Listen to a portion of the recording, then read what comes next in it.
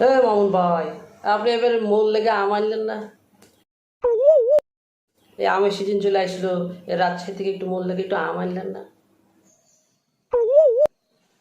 ভাই, কি বলছেন এসব? পাইতে পারছি না খো। প্রতিদিন যে বরিশালের লঞ্চে চলে এই তাজা তাজা ইলিশ মাছ ভাইজা নিয়ে এসে ইলিশ মাছ খান। একদিনও তো বললেন না খো যে ভাই একটু লেন একটু খান, একা একাই তো লিয়ে গপাক গপাক করে গিলা খান। আজকে আবার এই আমের সময় এসেছেন আম চাইতে। ইলিশ? আচ্ছা ঠিক আছে, ইলিশ খাবেন তো যাইয়েন মগো লগে বরিশাল যাইবেন, তো একবার নদী থেকে ধীরে ধীরে একবার টাটকা ইলিশ খাওয়া মানে সমস্যা নেই, কিন্তু আম খাওয়ালেন না আপনি একটু। ঠিক আছে, তাহলে আমার সাথেও রাজশাহী চলেন, গাছ থেকে ডাসা ডাসা আম টপাক করে পেড়ে দিব, গপাক করে গিলে খাবেন, বুঝেছেন?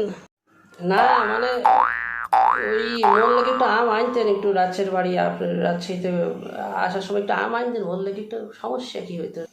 ভাই, কি বলবো আপনাকে, বুঝলে পারে তা বা বুঝবেন, বুঝছে তাও বলি।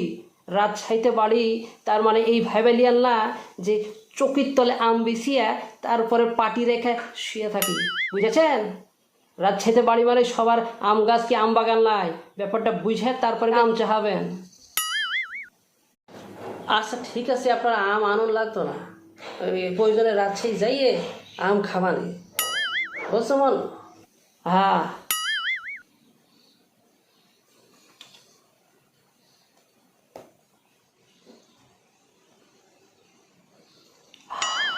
এলেন, একটা আম দিলু, এটাই চাইটা সেটা খান, আর না দিলে তো আবার রাজশাহী মানুষের দুর্নাম গাহাবেন।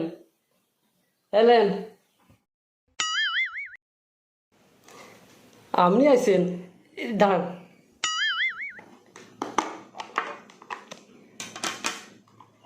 এলেন ইলিশ মাছ।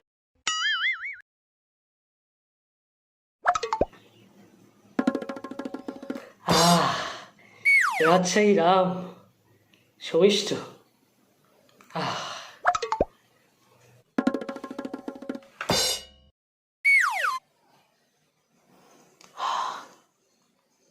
টাটকা ইলিশ নাকি? ঠিক আছে, আমরা খান, আমি ইলিশটা খাই, ধন্যবাদ।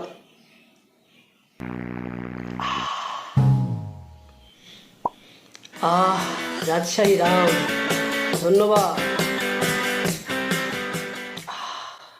আসুন আমরা কাউকে খোঁটা না দিয়ে ভ্রাতৃত্বের বন্ধন সম্প্রসারণ করি।